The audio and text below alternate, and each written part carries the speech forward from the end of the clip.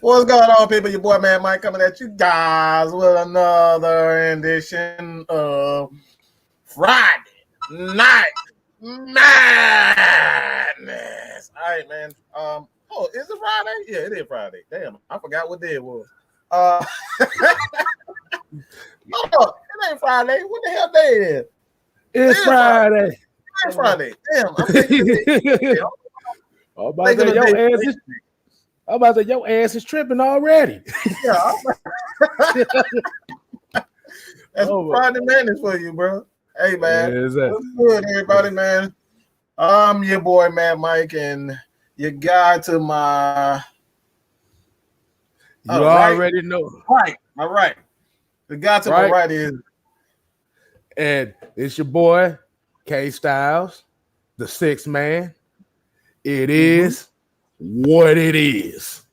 What's happening, people? How we doing on Friday? And I know some of y'all know y'all watching the Hawks game too, so appreciate y'all tuning in with us while we watch the game as well. Mm-hmm. Hey, man. I already lost it. Damn. I probably lost it looking at John Collins' sorry ass. That's probably why I lost it. Fucking bum. He probably like a sure bum right now. He can't dribble. He can't shoot. He don't want to shoot. He tripping over himself. How do you bro? They brought in a rookie because you ain't doing nothing. All right, but that's that right there is just Hawks. All right, that's just Hawks talk. Right now, this is all about the Braves. Man, I'm tripping today. Bro, whatever the hell you was drinking, dude, I need some of that right now. Boy, your ass sound like a wino right now. I don't know, man. I'm all over the damn place right now. I'm thinking about the Braves because your boy broke his fingers. So I'm talking about Kuna. Yeah, man. Marcel broke his fingers. I think that's why I'm thinking about him. You got the Hawks all over the damn place right now. They doing their things for the most part.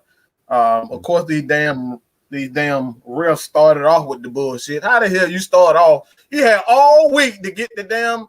The scoreboard right, and now you start off the game talking about something wrong with the scoreboard. The fans are in it, and you doing that. That's how y'all gonna treat us, bro. Like, come on, bro. Like this it. But we're gonna get to the first one. But I think Kstlyz, you go ahead and shout out some of these people in the chat. Oh, man. You know, chicken, yeah. But what we're gonna definitely do here, like I said, you know how we do. On every show we do, we must shout out the chat that's in here right now. Like I said, we got Mr. Motivator. He the first one today. Joseph Thornton.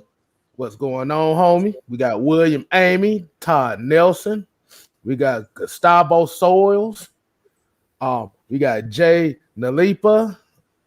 We got Raymond Elter in the building. King Quest 710. Brian Peoples. Juan Carter. Dynamite. Blake Days. Ricky Havoc. Yusuke Knight. DJ Damian Simmons. Jamari Williams. Rodney Brown. YMOF Jamal 05. Chris White. Motivated and dedicated Antonio Holloway. Ultra Shadow 97.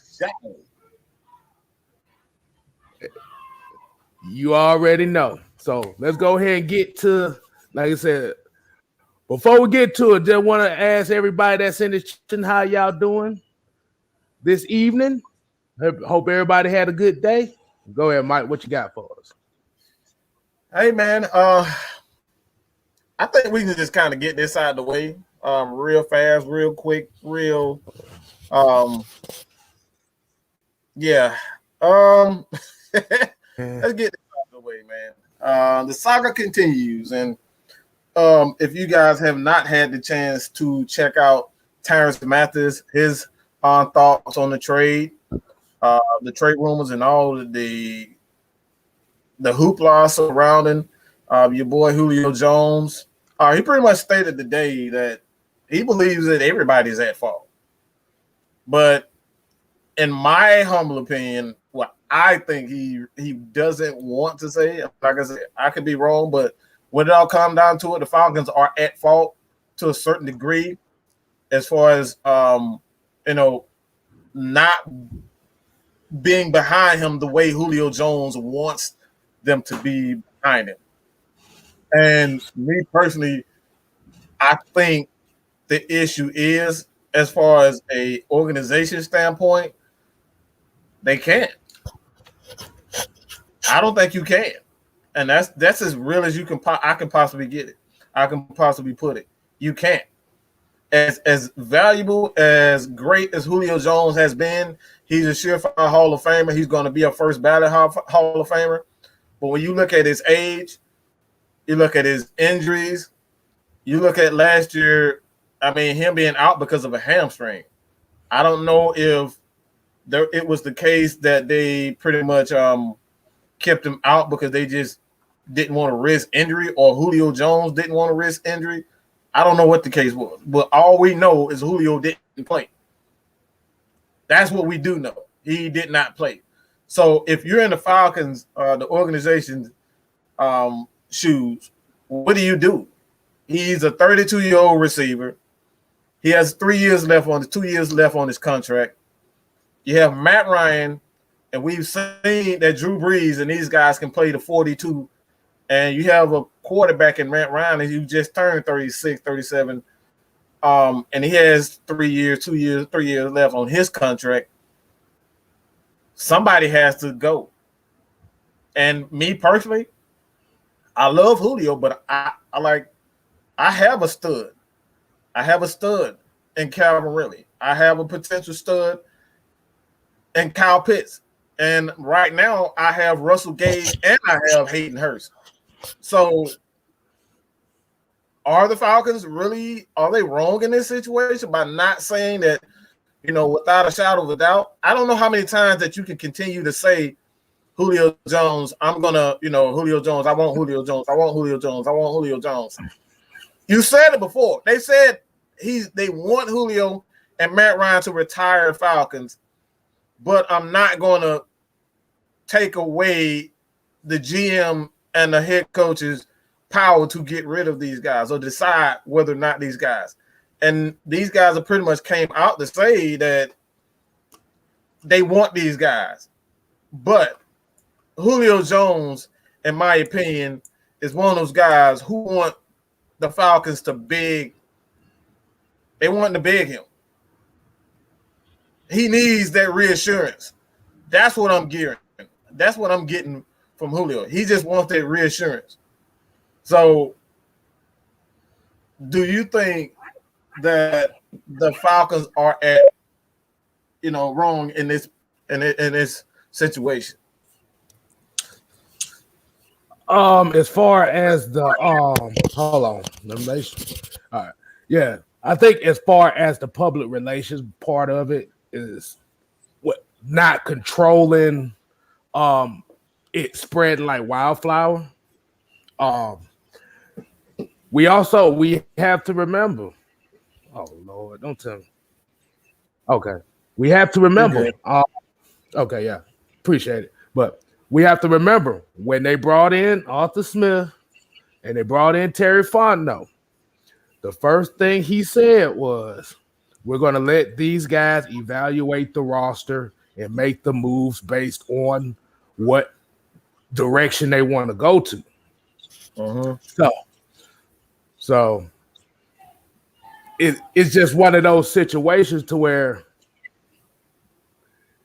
Julio, they probably had a discussion with Julio. They saw his numbers.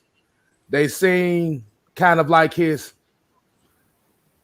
like I said, his decline in a bit. Let's just be real. It was decline. Yeah. He had declined to a certain degree. Right. Yeah, like I said, it's a little bit of a decline. They want to get younger. And I guess what it was Julio was probably upset that they came to him for that that's probably where the trade. Because let's be honest. Like you want to say, be honest. I think the real reason why is he's not feeling this regime as far as what he's used to. That's what like I said, that's what it kind of seems like where it comes all of a sudden. Because we look at last year, even when he was hurt, he was coaching players up. He was doing all these little nuanced leadership things in the locker room. But it was like since you had the new regime come in, like I said, that's not the Smithers and Gilbert and screaming Norman Smiley regime. It can kind of come off like that. Now, what Terrence Mathis said, like everybody's at fault, it is true because it could have been handled a whole lot better than what it was. So they said Julio feels like he doesn't want to win here. That's fine. He has entitlement to get request a trade. But the thing is, they don't want to. They're not going to let him take control, try to control where he wants to trade. Because remember, he does not have a no trade clause, so he's pretty much under the. He's pretty much got his. They got his ball. They got his balls. Let's just say that. So that's why we say you handle it better because it's a situation to where they can basically give you what you want as a franchise player and as a guy that's been great for this team, pretty much the greatest receiver this franchise has ever had. You don't want to sour that relationship. And like I said, they have it at a point now where, like, even with the reports talking about New England wants him with a first-round picker right now, there's not a guarantee that they'll be willing to take that. They could be petty. They say, "No, we're not going to send you to Cam Newton. We're going to put a bug in the rest of the league and see who else wants it." Man, I honestly, and we actually have a guest that's going to come on in a few, but when it all comes down to it, it comes down to this, is that it comes a time in every big-time player's career where they have a hard time realizing they're not as important as they think they are. This league is changing. Let's be real. This league is changing. No longer are receivers as important. They don't hold as much, as they once did. Julio Jones he's not that guy that we can win games with single-handed because we have Julio Jones and Matt Ryan. That combination is not as potent without a defense. So if you don't have a defense, what good is a Julio Jones? What good is a Julio Jones and Matt Ryan? That's not the case anymore. The Falcons can no longer win games with Matt Ryan and Julio Jones. So in the Falcons case, I think this is it's the right thing to do. I'm typically one of those guys that say, I'm always on the player side of the game, but when it comes down to it, the Falcons haven't won any games with Matt Ryan and Julio Jones in the last couple of years. They haven't done a damn thing with this offense. They can't win games with Matt Ryan and Julio in offense. They can't win games with just offense anymore. So what good is a Julio Jones? How much power is a Julio Jones? How good, like seriously, what's the importance for Julio Jones as far as percentage is concerned? And I'm going to say this. At this point, I think it's maybe 30, 40, 50%. I know it's under 50% as his importance to this team because we can't win games with Julio Jones anymore. We don't win games with Julio Jones scoring points. We don't win games. We've seen games where Julio had almost 200 yards receiving, and we still end up losing the game. So the importance of Julio Jones just isn't there. We don't score points with Julio on the field. Yeah, he'll have 200 yards receiving. He'll have 10 receptions with 200 yards, but we don't get in the end zone. So what good is it? And I know that hurt a lot of people's feelings. And like I said, his importance to this team is no longer as high anymore. This is not 2016 where we can wreak havoc with just Julio Jones and Matt Ryan. So I think the Falcons are just they want to win games. And the only way you can win games is having a complete team. All right, let's get a couple more shout outs in here. Like I said, we got the little homie over here, ATM 3405. What's going on with y'all? We got the AFN Goon veteran here, Mr. Devon Stanford. Y'all better be on y'all best behavior today, cause you know it's Friday Night Madness. Anything could damn happen. We got King 55332 and Malik Holmes, the real. So you want to go ahead and bring it, the real. So let me turn the camera on. Turn the camera on, bro. The people want to see you. The people have chosen. Man, I ain't nobody to look at, man. What you talking about? Ain't nobody to look at, man. We have BF Baller. Jump shot on deck. What's going on? How y'all doing, man? What's going on, man? Nothing, just sitting here, man. I appreciate the love, man. I appreciate the support, and I appreciate y'all adding me to the family, man. I really appreciate that. Y'all guys are awesome. And we can talk about this Julio thing. We can talk about a little bit of Dean Pease, and we just get right into it. So y'all let me know what's up. That's gonna be the next topic right there. But before we do, I say get a little couple minutes. See what you feel about the Julio thing. Just a couple minutes. We want to really get to this thing. I ain't gonna drag it out. I ain't gonna drag it out that long. And my thing is, like I said last time I was on, I didn't feel Julio wanted to be a part of the team anyway because it was just something about it. The way I saw his body language and him like taking himself out the game and stuff for the past 2 years. Like it was times we was in the middle of a drive, and the drive basically, he just took himself out the game, and I was like, well, what's up with that? So I kind of read between the lines and all of that. So I never really thought that he was going to be long term, and in general, even though that he signed a contract. So now that I see that what's going on with this, I'm not really surprised with the new regime and all this other stuff. So I'm really not surprised, and I think everything's going to be okay when it comes to us getting us maybe a second, third round, hopefully a first. If we do, that'd be great. But we'll see how that plays out.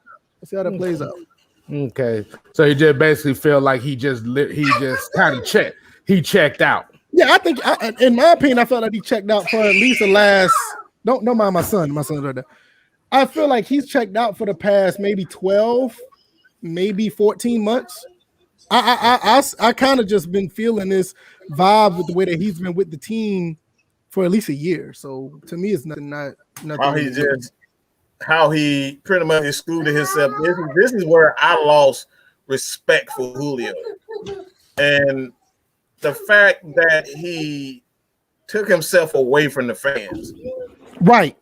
Social media is for your fans. All right. Let's be real. Social media is where the fans can connect to you, get to know you, get to love you. He took all that away from his fans. It's like you take yourself away from the people, and it's just you and your rich friends. Let's just be honest. Let's call a spade a spade. It's just him. Julio is in a world where it's just him and his rich buddies. He don't understand. He don't want to understand what the average fan goes through because let's be real. And this may sound kind of crazy, me saying this. We made Julio a household name. We made Julio a household. Why do I say this? Because fans got behind this guy. Even when the Falcons were losing, we came to see Julio. We made sure that ESPN knew who the hell Julio Jones was. We put him. We're talking about the Pro Bowl and all that type of stuff. We bought his jerseys. Anytime anybody said anything about Julio on social media, got on our channels, and we went to bat for him. And how did he repay the fans? He takes he deletes all his Falcon stuff, and he leaves his account private. Come on, bro. Come on, bro. Those people that love you, bro. And this is another thing. You most can't talk to you. The people who love you most can't talk to you. Period, bro. And see, and this is the thing. We as fans should not make you a household name. You should be able to make yourself a household name to us by the way that you react, not only on the field but off the field with the people that want to associate with the team. And he didn't do that, and that's the thing that really bothered me. All right, we're gonna get off the Julio top, but the last thing I'm gonna say is he told everybody, "Bitch, that way." That's what he did. Oh, let me say this too. One more thing, as far as like, I know people are like, "Oh, you speaking nonsense." Let me tell you something. The reason why I say we made Julio a household name, why am I saying this? Because the Falcons got no respect for years. Everybody, we're talking about Roddy White. Nobody knew who Roddy White was. Roddy White was putting up big time numbers. Roddy White was putting up big time Pro Bowl numbers. Nobody cared about Roddy White. We made sure that we voted for him and got him in the Pro Bowl. We made sure that our players voted. We came out. We had campaigns. The Falcons have campaigns. You forget about that, people? Falcons have campaigns where we cheer, where we make sure that we go and vote for these guys. We have campaigns for the guy. This guy, of course, he's one of the greatest of all time, and he made his bones on the field. But guess what? When it all comes down to it, a lot of people do. Nobody in the league. We're talking about nobody in the league, right? Nobody in the league knows the Atlanta Falcons when it comes down to, just respect. All right. Respect and as far as the media and whatnot, because we already know how our media is. Our media don't give anybody respect. You can have 200 yards receiving, but did you win the game? You know what I'm saying? Did you win the game? Did you do this? Did you do that? That's one of the major things when it comes down to it. It's like right now, Falcons fans mean nothing to Julio. That mean nothing to him. Right. And that's the thing I was saying is like, he checked out not only on the team but like with the fans. It's like at this point, I mean, I kind of felt it about a week or so ago, but I'm like at this point, we get what we can get, and we got 53 other people that's gonna play. Yeah, that's what I look at. We're not gonna stay much on, but like I said, man, I always say this, and I'm gonna continue to say this. Sorry, Kstlyz, but when it all comes down to it, I don't think fans get enough credit for what they do and make sure that guys like LeBron James is one of the most popular athletes in the world, not because he put up these incredible numbers. It's because of fans make sure everywhere you go that LeBron James is the center of attention. They cheer for LeBron. They cheer for Julio. They cheer for guys like Russell. Even when they're not winning, they make sure that that's their guy. And that's what Falcons fans do for Julio Jones. We make sure that everybody know when they come to Atlanta, who is that guy? The Migos. You know what I'm saying? Everybody, I mean, you got guys like T.I. putting, these guys in putting goddamn Mike Vick in their videos. The Migos put Julio Jones in one of their videos. In their videos. The fans make Julio who he is. Julio makes himself known as a football player. But when it comes down to popularity, fans make you who you are. And he forgot that. Okay. But I just wanted to clarify that. Hey, I was about to say, let's go on and hit this next topic here. Like I said, we want the Julio, but we can't put too much energy into him no more because, hey, we got 90 other guys that trying to make this roster that want to be here. So, like I said, shouts out to Tavon Walker, Make You Fumble, Sean Jones, Twisted Torch TV in the building, Kenneth Lewis. Appreciate y'all joining us, but let's get to this next topic. This is the topic we really want to talk about today. Excuse me. Hey, yeah, make sure y'all hit that like button and make sure y'all share this so you can help us get this algorithm game on point today. Let's Let's talk about DPs and what he been saying.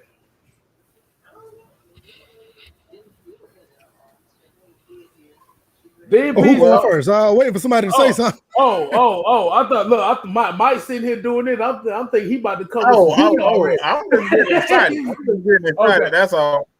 But hey, I'm about to say, hey, VF, we're gonna let you go ahead and kick this one off right here. What you got for us? No, I made a video about this the other day. You know, it's talking about the DP's defense as far as the multiple formations or the multiple assignments that a lot of people are going to have.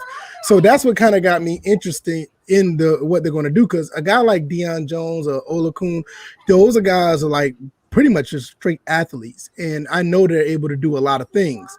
You know, not only that they can cover, they can tackle, they can get after the quarterback. So those two guys, I'm kind of interested to see how they're going to do. I know Kaminsky was another one. They was talking about that he's he's an athlete as well, but I didn't see much of it, so I don't know how that's going to play out. But he's another guy that I'm interested to see how he's going to be implemented. AJ Tyrell, definitely. I want to see what he does, because a lot of people don't know that not only that he was able to, you know, break up some passes, he forced some fumbles. So that's really significant for a cornerback. You don't hear about that a lot. You rarely hear about cornerbacks trying to tackle, let alone forcing fumbles. So that's going to be interesting. Then you got Richie Grant that's going to be there. Fabian, we talked about him a little bit. And then we haven't even talked about the guys that's going to be on the defensive line. So it's really interesting to see how that's going to play out as far as the scheme that they're going to put in, because one thing I can say overall, even, you know, outside of Richie Grant and a couple of other guys that they picked up on defense, one thing I will say about Dan Quinn, for the most part, he did get a lot of guys that were actually really, really athletic, and they were able to do a lot of things. He was just not really good at putting it together. So it's going to be interesting to see how DPs are going to change that up and see how that plays out. Mm-hmm.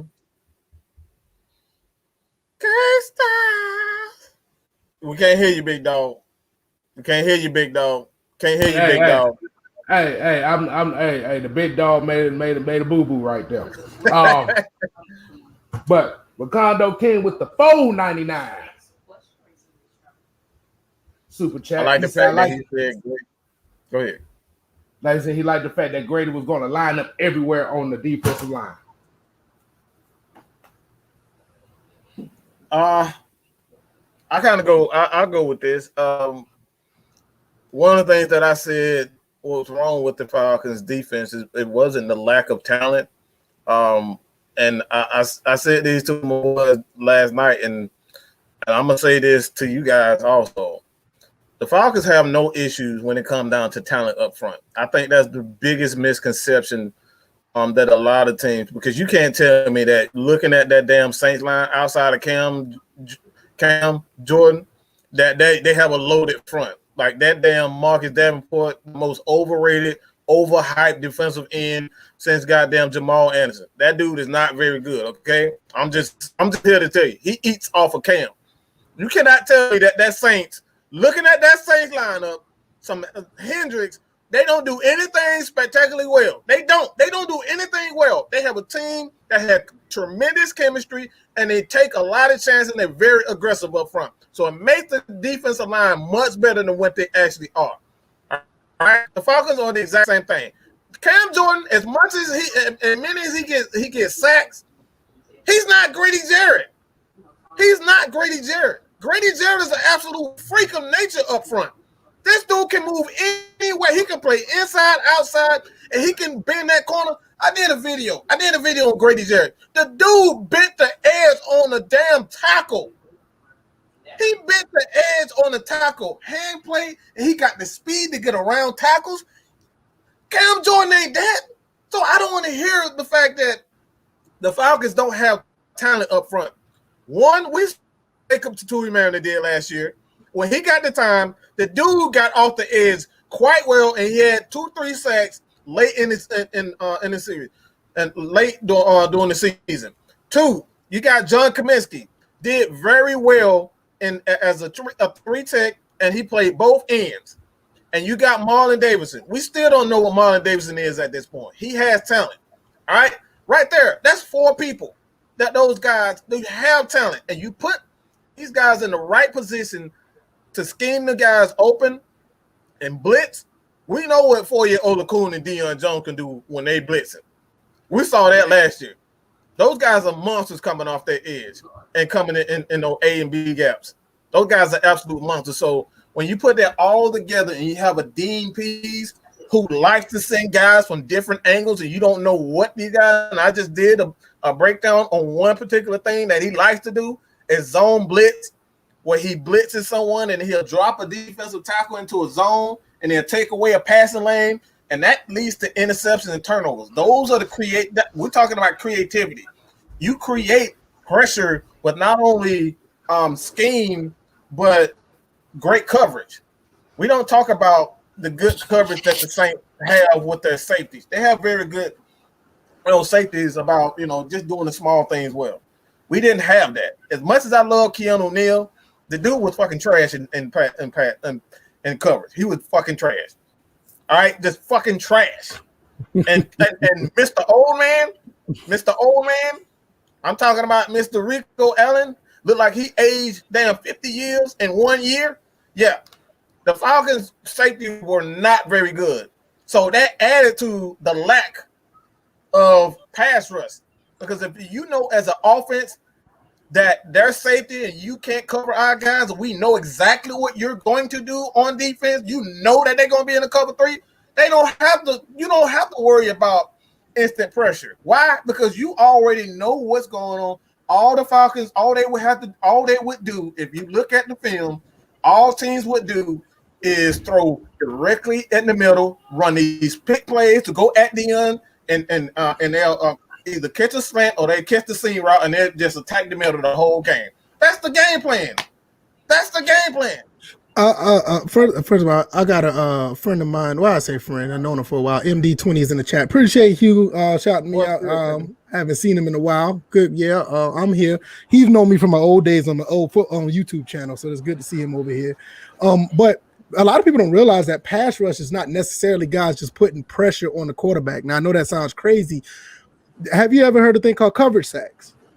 And like we said, that's another thing. If you can get guys that can constantly just move offensive linemen, that's not necessarily getting to the quarterback. Just if you can move offensive linemen and you got good coverage, you will get a good bit of coverage sacks, and that actually helps in the long run because now not only that the quarterback has to worry about the coverage, he's got to worry about what's around him because not all defensive linemen can just get right at the quarterback. You don't have like a John Abraham or any other guys who could just get straight to the quarterback like that. Those are like guys that are they're almost like unicorns.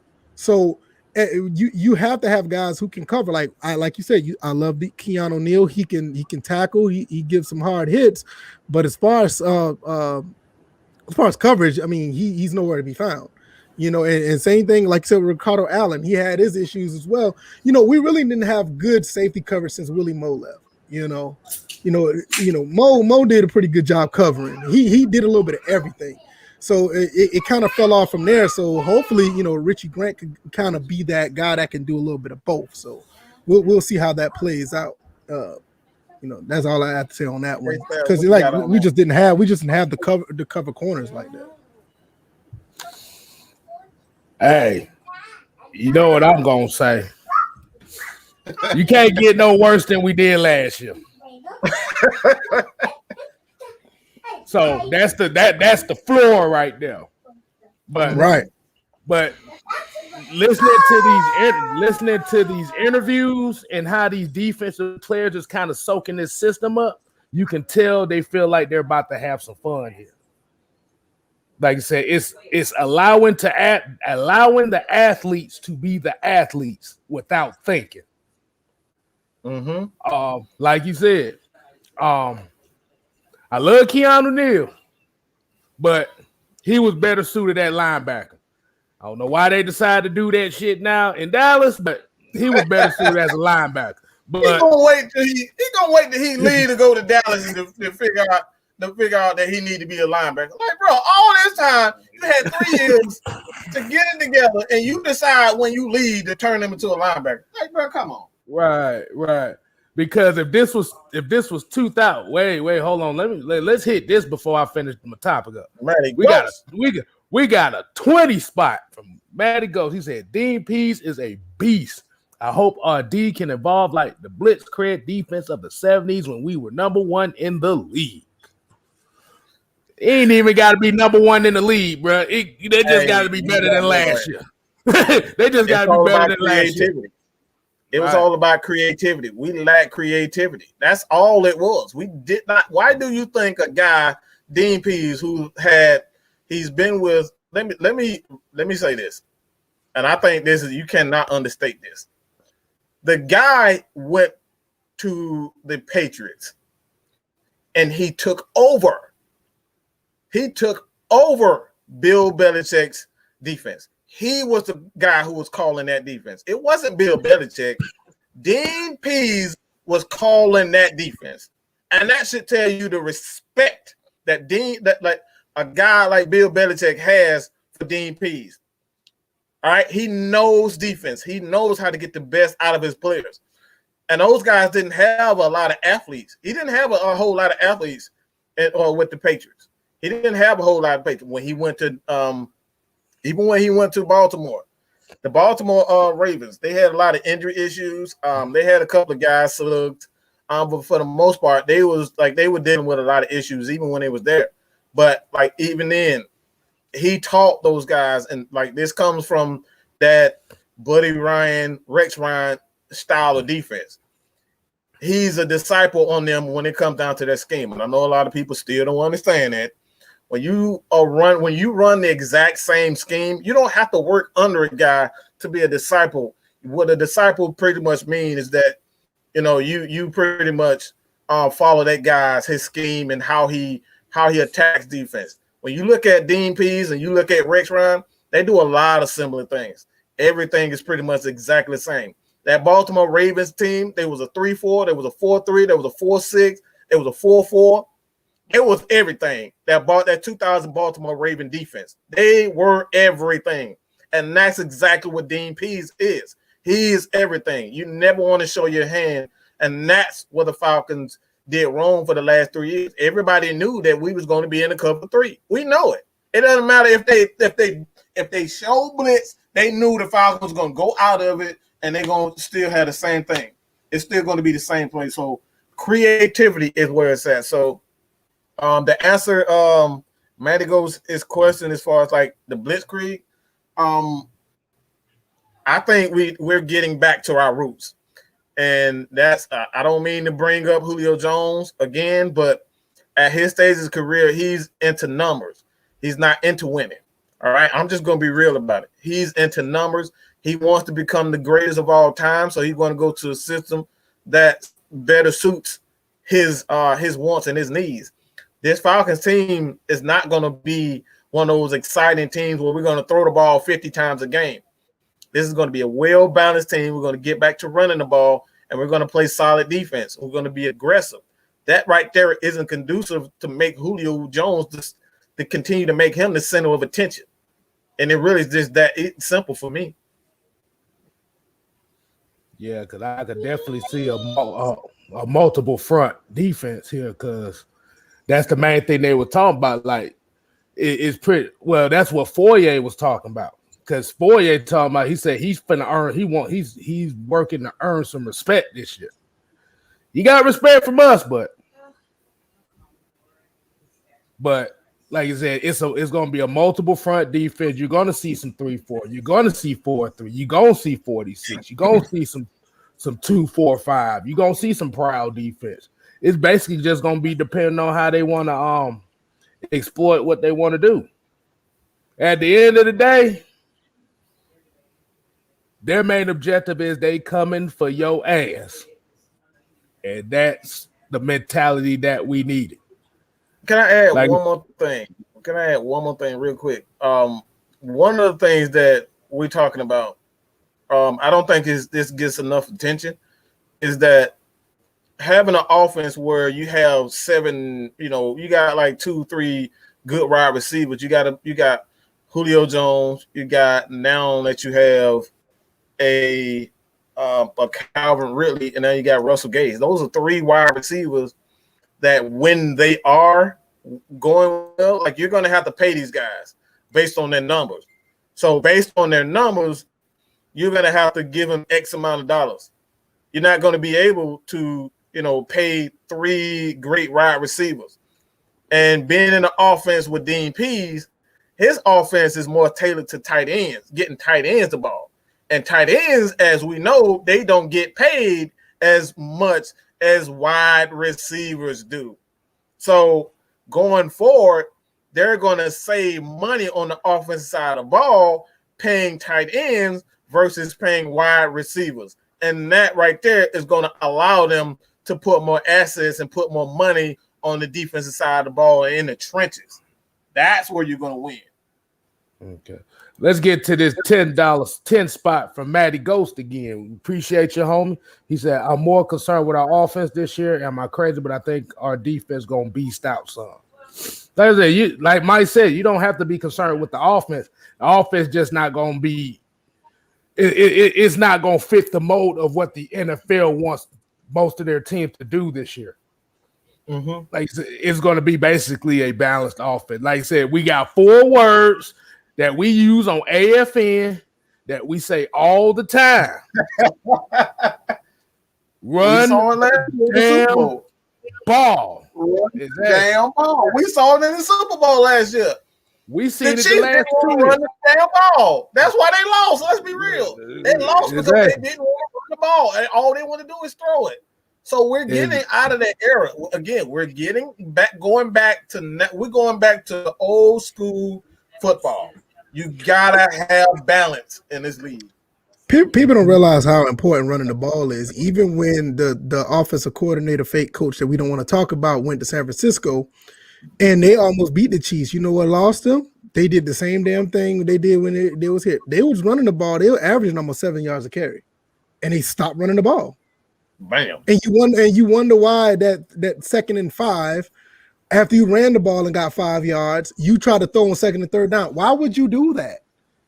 And all you did was give Pat Mahomes the ball right back, and then they end up scoring back-to-back in 5 minutes. And you wonder how that happened. But that's what I'm saying. Like we said, if we can run the ball, and this multiple defense thing is so important because what you see on offense around the league. You see multiple offenses around the league. Everybody's not running an I formation or a spread. Like that went out the window when you had what's his name? RG3 trying to run the pistol. Everybody tried to do it, and it got too predictable. And then that's when people started to try to run other formations out of those type of variations. So you would want a defense that can counter all of that. And that's why I like the fact that Dean Pease is here, because you got athletes already here. That's the only thing I will give like I said, I'll give Dan Quinn credit for. He drafted guys that are athletes. I will give him that. But now we got the people in place that can actually utilize those athletes, because that's the one thing that, Dan Quinn did a terrible job of. Remember, he didn't want to use, he ended up relinquishing the defensive coordinator position because he was the defensive coordinator and coach at one time. He had to get rid of that. Other people came in. I think it was Albridge or who else that came in that actually had the defense doing a little bit better when the season got on.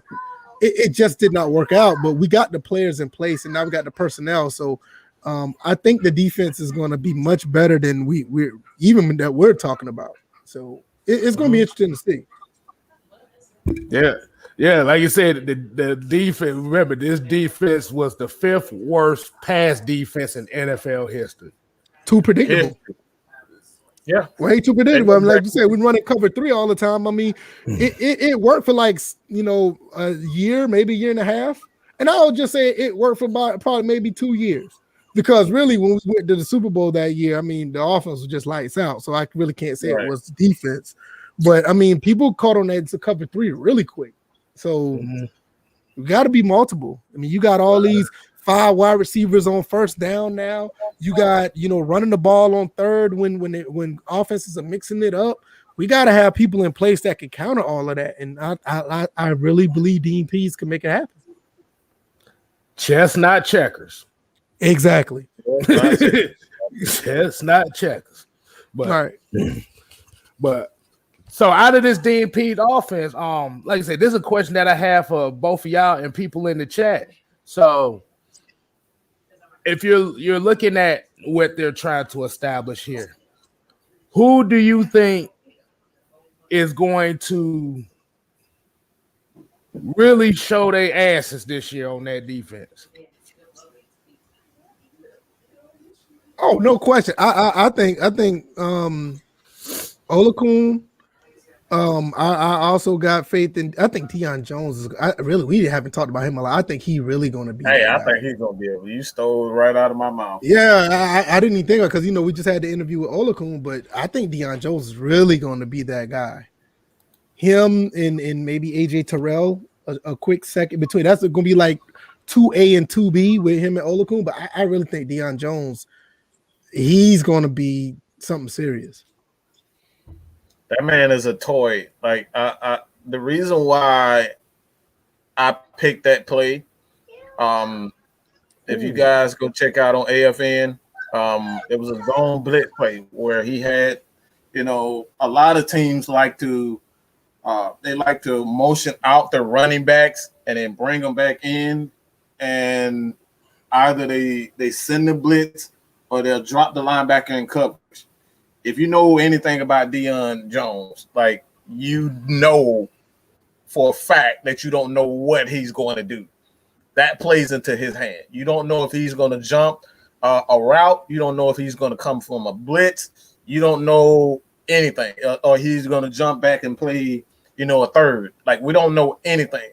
That right there plays right into his hand. And what you need from a defense is a guy like a Deion Jones and a guy like Isaiah Oliver, because even Isaiah Oliver, you don't know what Isaiah Oliver is going to be in his offense. You don't on his defense. You don't know if he's going to come from a blitz, because he's a very good tackler. He's physical. He likes to hit.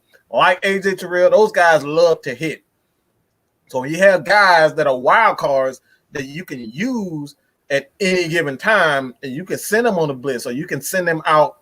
You can fake the blitz and then send Deion Jones or Isaiah Oliver back out to cover a guy in a zone. You know what I'm saying? Those are the things that you can do with those two guys. And that's why I say when you have a guy like a Dean Pease who like to put these players all and use them in all different types, in all phases, that is important. So I think Deion, if it wasn't for Deion, I would definitely say Isaiah Oliver, because Isaiah Oliver has so many great tools on the defensive side of it. Okay. Real quick. Remember that interception that Deion Jones had on Drew Brees? Ask Drew Brees how much of a toy he is. and you know how that play played out, right? They basically was in panic mode where they actually was able to do a playoff instinct. There was no we're running this play. They played off instinct, and that was a beautiful interception by Deion Jones in the end zone. I know everybody remember. I think they wore the color rush jerseys that game. Mm-hmm. Beautiful interception. Drew Brees did not see it coming, and that's the type of stuff. That's the type of stuff I want to see, and I think we'll see that when you have like a multiple style defense where people can play off that athleticism and instincts. I didn't mean to cut you off, KSTYLZ. I'm sorry. That just came in my mind when I was thinking about it. Hey, you good, man? You good? We got to hit a couple of these super chats we got here from Mr. Fred. Hey, man, they coming in. $5 super chat. Said Dean Pease has never been fired in his career and has 2 rings. That tells you how great this man is. Two rings. Two. That's 2. So he knows exactly what he does. And if you look at the teams that he got those rings with, like you said, it was multiple defensive fronts. But the main thing he emphasized was the defense and defensive interior. Mm-hmm. If you look at those 2 teams. Mm-hmm. Hey, and like I said, my wild card. Hold on, let me get this 20 spot right quick. Matty Ghost came with another 20 spot. He said wild card is how offensive line does. We got a ton of old linemen for competition. I want angry old linemen flipping bodies in the air. Come on, Jake Matthews, stop bankhead bouncing on pass protection. Hey, Hey, you see what they? Hey, you see how this draft class look. You see the type of players that they drafted, guys that have a mean streak. They drafted guys that are hungry. They drafted guys that were not considered the best of their position when they first got into college. Mm-hmm. They had to work for it.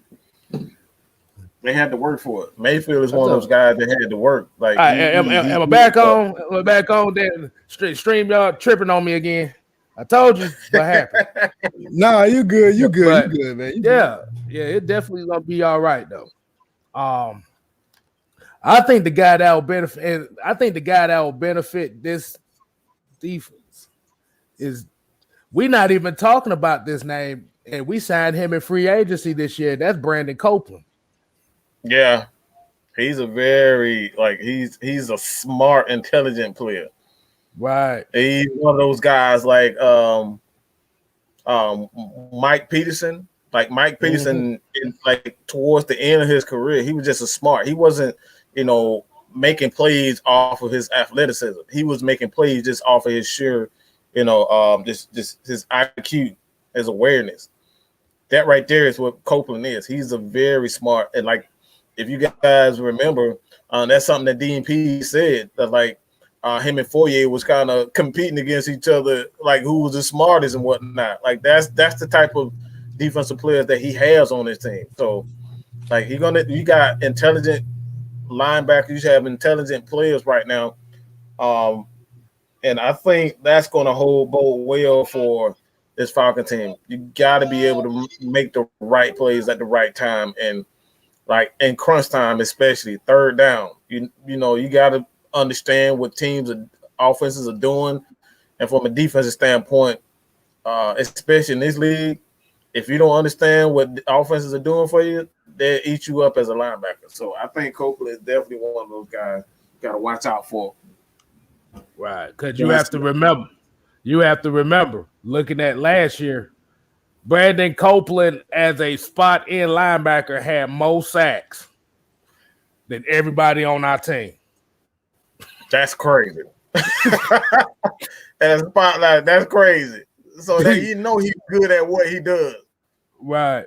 So I think definitely you need he'd definitely be a good running mate for Deion Jones. I'm sorry. I see. It's Friday Night Madness. Hey, look, people. Let's stop. Okay, stop it. I've said this before. Like, please stop with the Jake Matthews hate. What has this man ever done? All right, for y'all to hate him. He's one of the most consistent. Look at the numbers. Stop looking at whatever y'all looking at, because it's not true. Get over 28-3. He made one mistake in the Super Bowl, and y'all think he fucking sucks. He doesn't suck. He's one of the most consistent offensive linemen in the league. He didn't get $60 million for being sorry.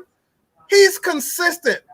The Falcons' O-line in its entirety are inconsistent. Okay? But you look at Matthews, you look at his penalties, you look at his holding, the game that he started, he does well in the running game, and that's what he came into the league. You go back to Oakland, like that's what he does. He's a physical specimen. That's what he does well. He's a physical offensive lineman.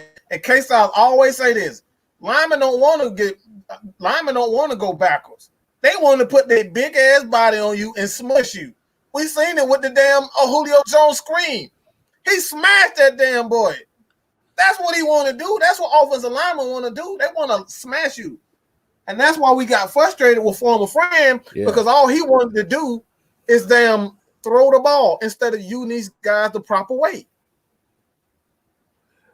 Yeah, always think about it like this. His first couple years in the league, like you said, he was getting those penalties and stuff like that. That man called. Oh, they hating on KSTYLZ.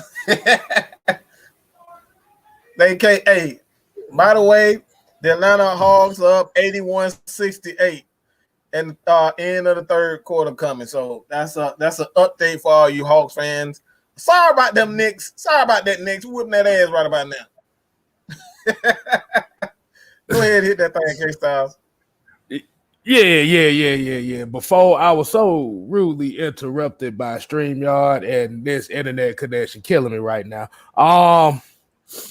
Damn it, I forgot. My bad. My son was going downstairs. I had to catch him real quick. I let him go downstairs. He wanted to be with his mama. What's this? 81 to 68? What that? Damn, these Hawks. Yeah. Let me go. Let me cut this on over here, man. Let me go cut this on. Well, make that 83-68. Yeah. Because I had it on and I dropped it off. 68 to 80. Damn. Okay. Hey, that man that they said was too small, he's too little, he's not athletic enough. They sure having trouble with him. Let me tell you something. He's known as one of the best defensive minds in the league. Okay, so take that in perspective. Let me tell you something. I'm gonna be honest. I'm gonna give you an honest moment. I did not like the pick of Trae Young. I did not like it. And now I'm not a big Hawks fan because I grew up as a Bulls fan, but I did not like the pick, and he shut me the hell up. Yeah. I ain't gonna lie, he shut me up because because when I watched him in college, man, I didn't like his game in college, but bro, he shut me the hell up. I can't even lie. This kid is phenomenal. Mm-hmm.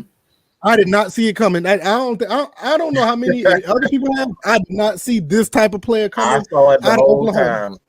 Man, I just saw a kid that was throwing up 3-pointers. That's I was like, what? and I wasn't really big on Luka. I wasn't big on Luka because I didn't know nothing about him at all. But I knew a lot about Trae because Trae did have range. He could shoot. But what I saw in college was that's all I saw him do. I didn't see this. And I'm happy to on ESPN.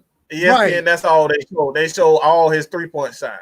But when you look at his game in its entirety, that dude is a phenomenal passer, and he gets team like that team that that team was absolutely garbage, man. I'm sorry to say it, but that team he had, those guys were very good.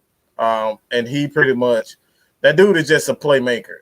He makes plays for his teammate, and he's one of the best passers that I've seen in recent history. Yeah, because my thing was I was because when we was living in Atlanta, I took my wife to a Hawks game, and I think it was the Hawks playing the Bulls because like I said, I was a Bulls. I'm still a Bulls fan, and she fell in love with the Hawks. Now this is a time when Jeff Teague and all them with them back then, and I mean she just fell in love with them, and she's loving the team now. She's a big Trae Young fan, but I was like I said, when they drafted him, I was like, what? And not when they drafted, when they traded for him, I was like, what? No, he shut me up. I can't say nothing bad about the brother. I can't say nothing. I'm serious. I wasn't a hater. I just didn't see this. No, I didn't like the pick at all. And I did not see this. I mean, dude is putting up numbers that LeBron and them is putting up, and I don't care what nobody say. It's true. Dude's putting up like 37 and like 5. Like in this way, he's only 22. Come on, 22. Man. Come on, man. He's gonna get better. Yeah, just gonna get better. You know, so I ain't knew we was gonna get in the basketball. But when y'all put that score up, I was like, wait a minute, I had to see that. Hey man, we a man of the people. That's we just for the people, keep the people involved. Right. Yeah, but let's get to the next case time. All right, so this is gonna be kind of a lighthearted topic that we got right here, and this is gonna be a shout out to Darquez Denard. I don't know if a lot of people heard about it, but he's opening up a youth center in Macon, Georgia. Okay. I'll tell you, like I said, I know this not gonna be as far as season topic like a lot of people want to talk about, but we also want to kind of give shout outs to people that doing well in the community. And not only is this gonna be just a youth center for the youth, but it's gonna be college prep courses, football drills, and basically he's doing what Umar Johnson's goofy ass ain't doing right now. But he's actually doing something in the community, and it's gonna be here to benefit the youth. And like I said, we want to kind of give him his roses on this because absolutely this stuff right here is not only how you build a fan base, but it's going, like I said, you're going to encourage kids. Give kids a chance. You give kids a chance to just be loved and feel love, man. That's what it's all about. They don't realize how much that will. You have 5, 6, 4-year-olds who are experiencing this. These are people that could possibly become Falcons fans for life. You see what I'm saying? Because you changed their life. And let's see how this comes full circle. We just talked about another player who we had to make a household name. This man is making himself a household name by actually doing something in the community, unlike that other player we talked about who didn't do that. You see the difference? I think he was, so what you talking about? You talking about Mr. Bitch that way? You talking about him? Listen, I'm up out of here. You out of here, all right. But no, that's a good thing, man. Opening a youth center and making, like I said, I've traveled through that plenty of times. Got a couple people that I know down there. If their kids, if they're going to be involved in it, so that'd be great. Because, like I said, that type of stuff that create Falcon fans for life. Because you don't know what impact you may put on a child just by opening a youth center. Those youth centers, that could be the difference between somebody standing on the street doing something they ain't supposed to be doing, or spending time in the youth center learning something life changing. You know what I'm saying? Whole life could be changed because they're not exposed to what might be out there on the block, compared to doing something constructive in the community, in a youth center.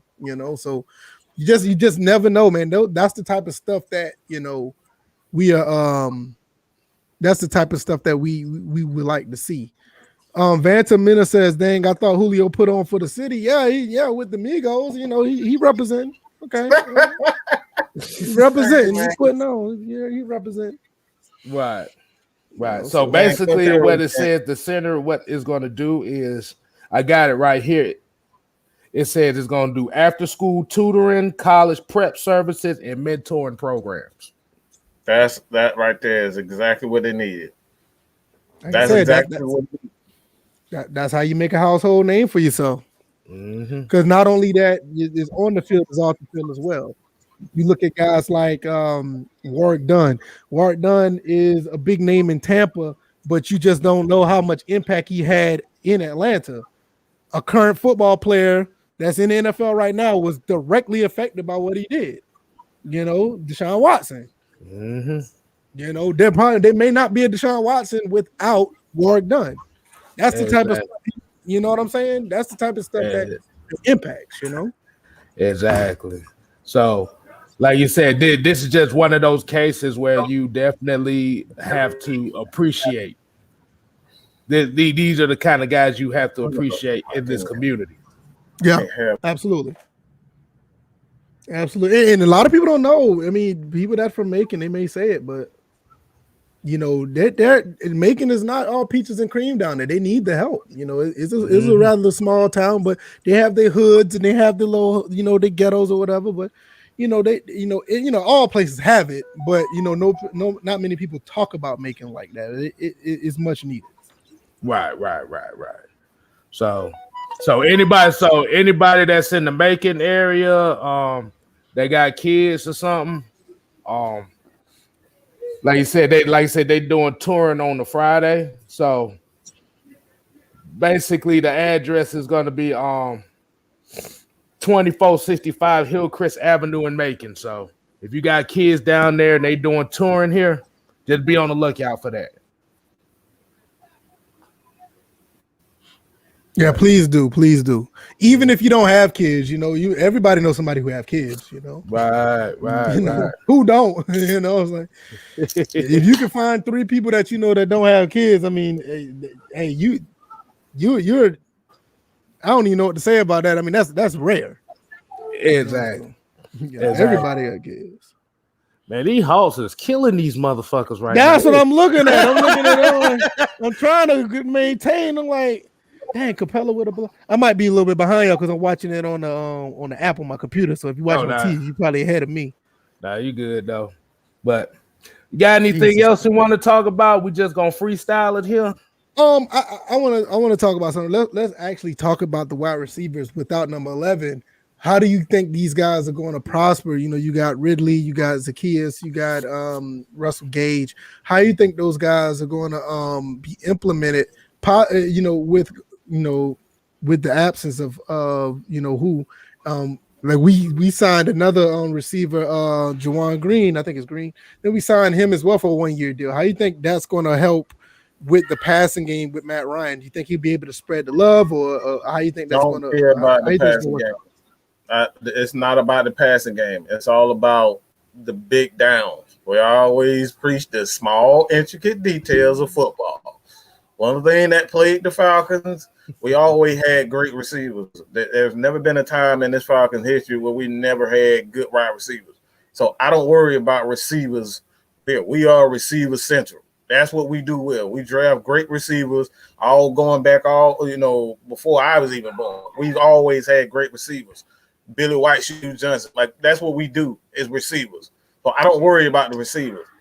What I worry about is those tough yards, getting those slants on third down, getting that key block, that spring Julio Jones, another 30, 40 yards, Mohamed Sanu getting that block against the Packers that spring him wide open, that catch that Roddy White had going deep and he went up for the ball and he came down with it.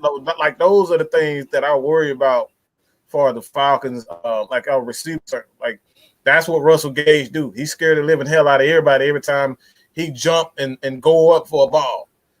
Calvin Ridley is Calvin Ridley. You know what I'm saying? Calvin Ridley is a baller in itself. And you have Hayden Hurst, who doesn't get a lot of respect. Hayden Hurst is just a phenomenal talent himself when he gets targets. When he's targeted, he's a very good tight end. And now you have a freak of nature in Kyle Pitts.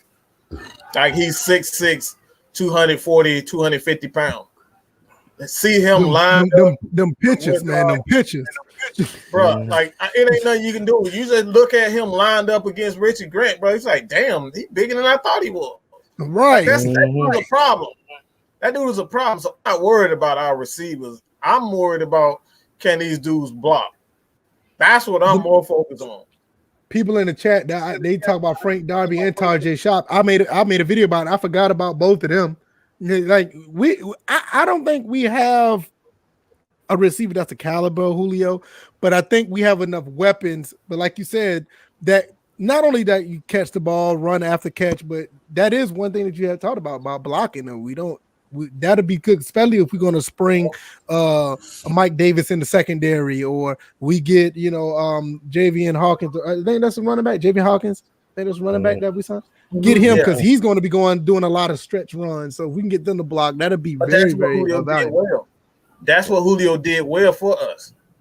Julio was a deep threat, but a lot of times him and Matt Ryan could never get on the same page. So he wasn't that threat as far as our big plays is concerned. Julio Jones got those tough yards, those third down, those slants over the middle, those breaking the tackle and going 60 yards. Like that's what Julio did well for us. He was that physical receiver, but now we have physical tight ends. We got a Russell Gage who's physical in the slot. We got a Kyle Pitts who's physical, and we have Frank Darby and those guys. Like we got those guys. We have a Hayden Hurst. So are we really going to miss a Julio Jones? Because he's not one of those guys that I love Julio to death, but he's not a guy that's going to get us 6 points. Like Calvin Ridley came in his rookie year. The dude had 10 touchdowns or something like that. Yeah, it was like 10 or something like that. Yeah. In his rookie year, that's not what Julio does well. Julio is one of those guys that get physical, tough yards. That's what he is, and that's why you see him going off the field a lot of time because he's getting those hard, difficult yards for the Falcons. So as far as that, will we miss that part? I don't think we'll miss that part, but we will miss how special Julio can be when he's on. When Julio is on, he's damn near impossible to stop. That's what we will miss. I just say it like this, like Julio, he's gonna be missed, but you don't have to worry about him.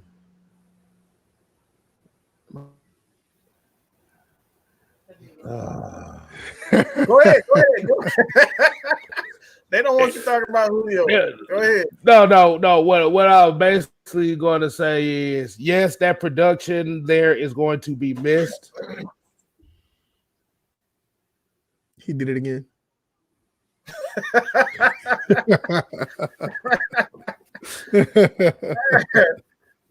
It just ain't working for him. Can't be great. He can't. They won't let him be great at all. But I mean, before you get back, like I said, like Calvin had. I mean, even every year he's progressed. You know, he had 10 touchdowns. He went down to 7, but his yards went up, and his yards per catch went up. And then last year, I mean, he had 1374, 9 touchdowns. So it's like, you know, can he be a number one? I know, Mike. I know you was like you have to yet to see it, but he put up number one numbers last year. No, number one, we talk about numbers. Anybody can be a numbers guy. Let me just be. Yeah, but 1,300 though. No, I'm about to tell you why. I'm gonna tell you why.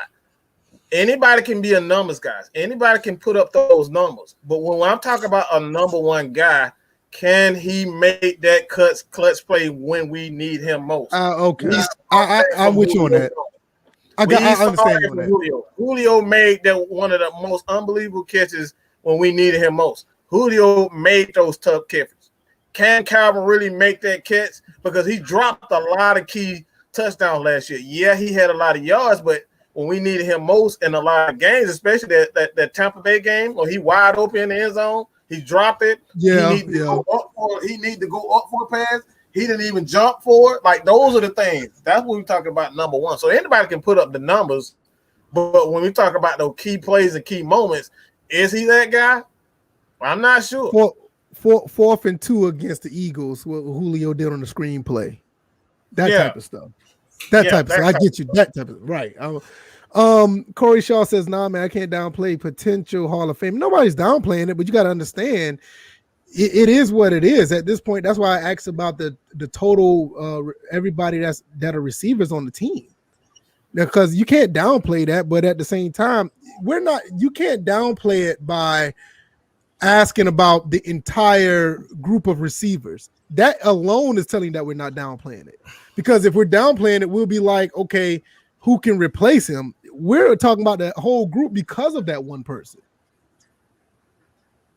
Got to read between the lines, man. It's not, it's not what you say is how it's not what you say is how you say it, and you got to look at it. I mean, we can't downplay when we talk about the entire offense, the entire receiver corps trying to pick up the pieces from one person leaving. There's no way that we are downplaying it in that sense.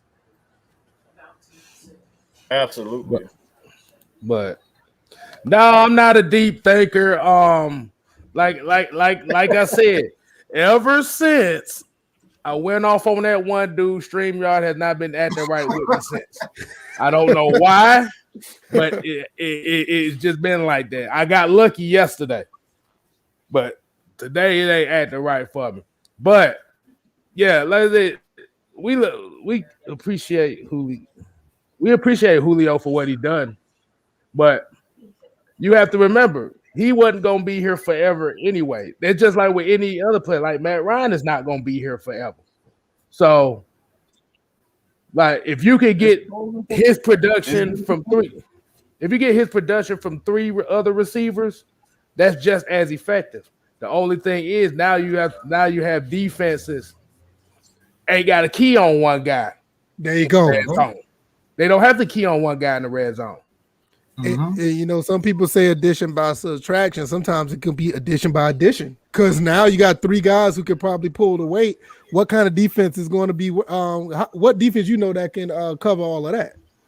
Right. It makes it damn near impossible. Right. Well, it could be a gift and a curse to have a superstar like Julio Jones, man. Because like I said earlier before, a lot of people come in designed to take away one guy, and then they focus on that one guy. And, if you don't have an offense coordinator like Sean Payton, you can turn around and try to take away Mike Thomas all you want to. I'll just run the damn ball with Kamara. I'll just use him in the flats. I'll just use Taysom Hill. I'll just use the other guy. That's not what the Falcons did. All they wanted to do, and that's what made Kyle Shanahan a great play caller, because when he, outside of 2015, he didn't force the ball to Julio Jones in 16. He got the ball to this running back. He got the ball to the tight ends. He got it to his receivers, Muhammad Sanu, those types of guys. He just didn't give Julio Jones, attention. Yeah, but the taking one player away thing, that they're trying to use a basketball reference in football. That works in basketball. You can take one player away and change the dynamic of a team, but in football, it sounds like that could be the case in football. But you got to understand, you got 11, I'll say you have 10 other people on offense that can change the game, and in some cases, you got 21 other players. When you think about the defense, that can change the game. So you could take one player away, but like you were saying about the Saints, or hell, even with the Patriots have done a pretty good job of this. If you are able to, move the ball around with other players who can execute, it's going to be it's not going to be as easy, but it can be much easy. It can be much more accomplished outside of basketball, because basketball, if you take one player away, like you say, you can change the dynamic of a team. Hold on, I want to hit a comment right quick. And I've seen this guy talking all night with Jeff Eastling. He was talking about no wonder we're laughed at as a fan base. But let me tell you why we're laughed as a fan base. Because even when we're winning, and I've been to these games where we're winning, you have more visitors in the stadium than you do people at home.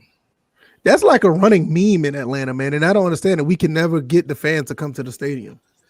Because, like I said, because you don't have the personalities and the type of people that's going to garner media attention. And then you also have to look at, you have people who talk shit about the own team, covering up, saying being realistic. Like I said, you can be realistic, but you still have to be. You gotta win, man. You gotta win. Like I said, you gotta win. You gotta win. You gotta win. But even like I said before, even when we was winning, people still wasn't showing up. That's what makes you a laughing stock. That's what makes you a laughing stock as a fan. Because they can't get over Vic. They can't get over Vic. Get the fuck over him. He's not coming back. You ain't gonna see fast quarterbacks running like that, man. Right. These Hawks better be careful. Yeah, they turn the ball. These Hawks better be careful right now. Yeah, they better be careful. But no, I mean I think you're right about that with the Michael Vick thing. I think that's a really big problem because a few people, I ain't gonna say a few people, but you have people you have a handful of people that are always talking about Mike Vick this, Mike Vick that, and it's like we get it. I mean, he was electric, he was awesome. I mean, he did his thing, but I mean, think we got to an NFC Championship with him, and that was like and that was almost like, was it really him that did that? I mean, it could be questioned because the team itself was actually pretty good, but that's another story for another day. But it's like, you have to understand football evolves, and when you start, seeing these running quarterbacks get figured out, you will see what they're really made of, and then at that point, you will have a situation where, like you saw with the Eagles when he went back to the Eagles, or when you see like how Cam Newton is now. When you look at how Colin Kaepernick that one time when he ended up getting benched, these running quarterbacks are cool, but they get figured out. The Ravens are going to see that. And I'm not knocking Lamar Jackson, but if he don't get that arm right, you're going to see it within the next year or two. I mean, you kind of saw it in the playoffs. But you're going to see it. Look, let me answer this. Our media, our players are pretty boring in the media. Man, have you heard damn Patrick Mahomes talk? Have you actually heard him talk? Talking about Kermit the Frog? Like, Yay! come on, bro. Come on, bro. I want Tom Brady. Tom Brady ain't damn. He ain't exciting to the media. He probably is bland as. Like, come on. Y'all don't understand. Tom Brady just started trolling after he left the Patriots.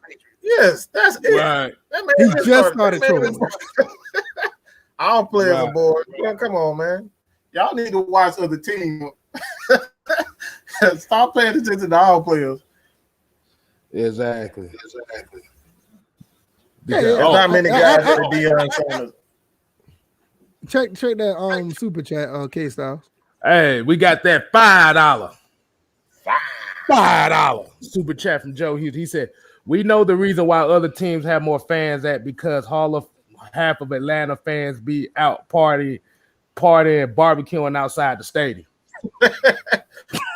Well, I can't deny it. He ain't deny it. Yeah, like 60% of the fans is outside. Yeah, selling tickets to the away team. Mm-hmm. Ooh, that's what it is. Hustle, yeah, I did. That's what I said. They be selling their tickets to the away fans and be outside slapping on some barbecue. I mean, I ain't gonna knock your hustle and stuff like that, but when we start talking about the fan base in general, we can't complain about not really having a home field advantage if ain't nobody in there. Mm-hmm. You got about 20% of people in there doing this. Yeah. Right. So it actually becomes almost a home field advantage to certain teams that come in and play. Like you get the Steelers in here, shit. It'd be 85% Steeler fans in here. Mm-hmm. Yeah, that's true. Exactly. Yep. If the Cleveland Browns come in here, it's gonna be 70% Cleveland Brown fans when they were losing. So I do have a question. How do you think, obviously without just saying winning, because that winning cures everything, but how do you think we can change that as a fan base where we can actually get like a Atlanta United type fan base or fan atmosphere for a football game? How you think we can do that? The media, hey, we do a shitty job of even promoting our best players anyway. Right. The media in Atlanta, all they care about is other teams. They praise other teams that they don't praise our players. The first thing that you turn on 92.9 the game, they're talking about trading Julio, they talk about trading Matt Ryan. It happens every freaking year. Think about Ronald Acuna. Even when Ronald Acuna is doing his thing, it's like, oh, how long are we going to keep Ronald Acuna? Like really? That's what y'all coming up with? The man just signed a contract. And he just signed it. That's like, how long are we going to keep this guy around? Like that type of stuff. So the media is not doing they're not doing any favors also. Like when the last time you seen a Falcons show here in Atlanta? I live in South Carolina. I still listen to 92.9 the game while I'm at work or whatever on my phone, on my app, on the Odyssey app. So I listen to it just to pass the time. And you're right, man. I mean, not to shout out anybody names that's over there, but you got a lot of Debbie Downers and they're just contrarians to the fullest on that station. A lot of them for no reason. No reason. I will say one name. This is not a bad thing. God bless Mike Conti. I like his attitude that he brings to 92.9 the game, but there's some other ones. Yeah, Mike Conti is a good one. Yeah, Mike Conti is good, but the other one there's a couple other ones, but there's some people that are Hugh. I love Hugh. He's a likable guy, but all he does is talk crazy. Yeah. All he does is talk crazy. Oh, that's all he do. Just go on his Twitter. Oh, you don't know, man, to me. I played the game. I know what I'm talking. Bro, you still be saying some dumb stuff. What that got to do with you being on the Atlanta Falcons radio station talking bad about the Falcons? What that got to do? That's it. Like, what that got to do with it? Or when they do something, well, that's impressive. Bro, it's like, yeah, we got look. I don't even listen to it early in the morning. I just can't. Okay. Yeah, early morning is something. Yeah, we got a couple people talking about lower ticket prices and stuff like that. But the only issue is, in order for them to, like I said, They not go there because they got to keep up with that. They got to keep up with that stadium. Yeah, that's what I'm about to say because that's a $1 billion stadium. That ain't that's not Atlanta Fulton County Stadium. You're really not going to start seeing lower ticket. You're not going to see them lowering ticket prices until they start seeing a return on that stadium, because they got to get back what they built. So it's going to be. I don't know how long it's going to be, but one thing you can say, you can applaud Atlanta United because they are actually helping with the cause, but you're not going to see it until they start getting. I ain't gonna say a full return, but enough where they can project a good return. That's when you're gonna start seeing ticket prices get lower. Right. And somebody said he'll win the Super Bowl. I think even if they did win the Super Bowl, once if the Falcons would have won the Super Bowl and then went on an 0-3 run, they'll turn on this team real quick too. That's just how that's. And that, like I said, if you don't fit into this category, we're not talking about you, but we're just talking about the average Atlanta sports fan. Mm-hmm. But we got a $5 super chat here. If I can get to it, Matty Ghostin brought another one. He said, "I'm more optimistic this year than I was last year. We have the coaches and enough bodies on the offensive line to make it interesting. I can't wait to see Jalen Mayfield and see what he can do, bro. Yeah, I can't wait to see that. I want to see if he can bring that nasty boy attitude." No, Capella just did him a tumble. Capella just did him a tumble. I thought that was pretty dope. Yeah, he did him a tumble. I thought that was pretty dope. My thing, dog. You can't steal my thing like that, Clint. No. No.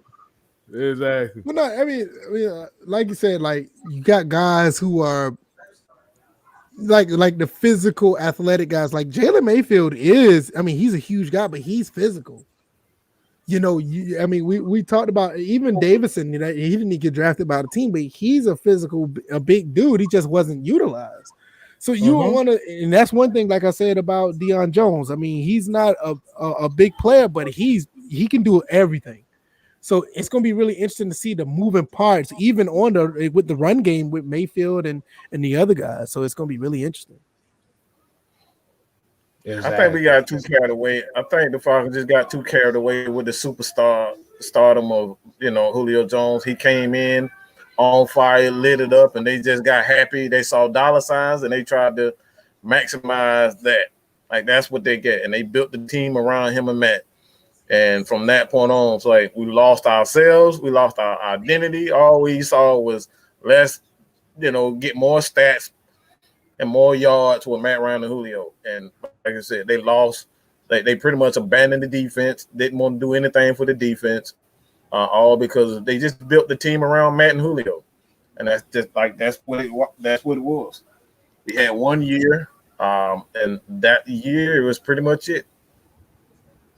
I ain't gonna say they got lucky on it, but they struck gold with that year, because if the Super Bowl if we get a W on the Super Bowl, none of this would have really been talked about on as far as that particular season, because it seemed like it was set up to be built around them too.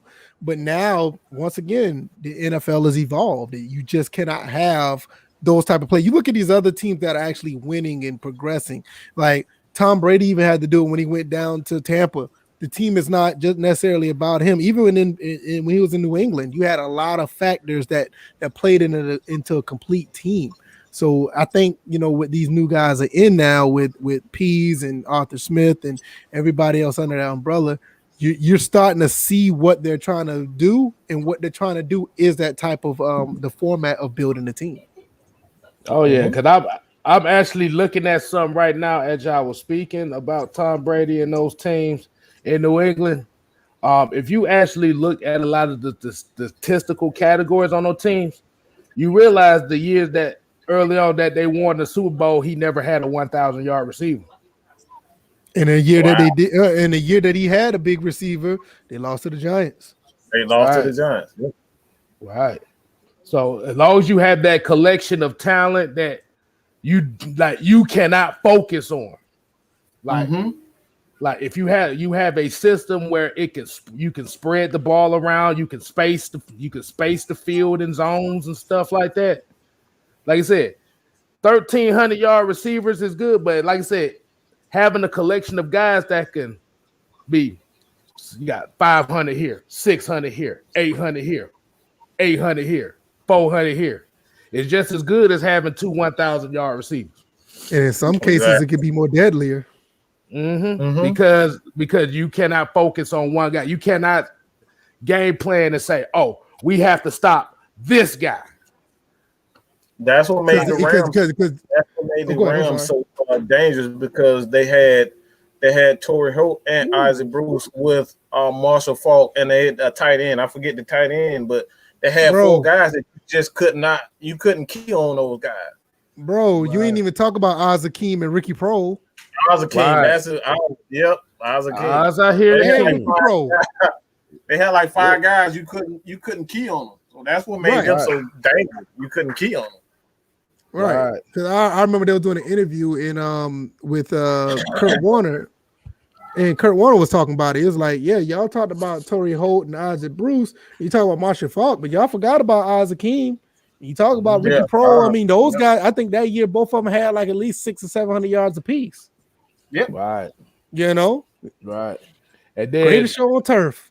And then you also have to look at the aspect of those teams as well. They use the running backs effectively in the passing game. Man, it's criminal. How could you not use a guy like Marshall Faulk in the run and passing game? Right. Like that's saying even with last year, how dare you not use Todd Gurley in the passing game? And that's what he does well too. That dude had like 20 less than, like he had like 20 catches in the whole season, bro. Come on, man. Let's be serious. Todd Gurley is much. That dude is a better player than what he like they were using him last year.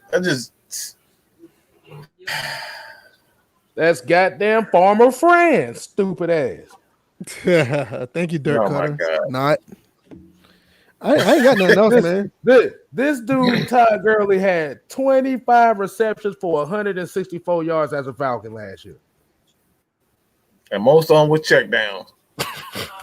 Standing in front of the center, and that's it. Yeah, you know, you could possibly easily, with a guy like Todd Gurley, could have had 40 or 50. Right. You know. I don't know. Right. But that's what you're talking about. Like I said, you have to have a sense of balance. You have to have a sense of creativity. That's what we talk about, and that's what we are looking for in this Arthur Smith system. Yes, we don't have a Derrick Henry. I know that's the main thing everybody said. We don't have a Derrick Henry. You don't need a Derrick Henry. You need a collection of guys that can give you Derrick Henry's production. I mean, DVD should be a perfect example of that. We didn't have a lead back. We had 2 good running backs, and Duckett and Dunn. They did their thing. And they were used properly, too. I will give them credit. They used them properly. Duckett and Dunn was used properly. You didn't try to run Dunn up the middle or nothing crazy like that. Or you didn't try to do a sweep with Duckett. Right. You know, they used them properly, you know? Right.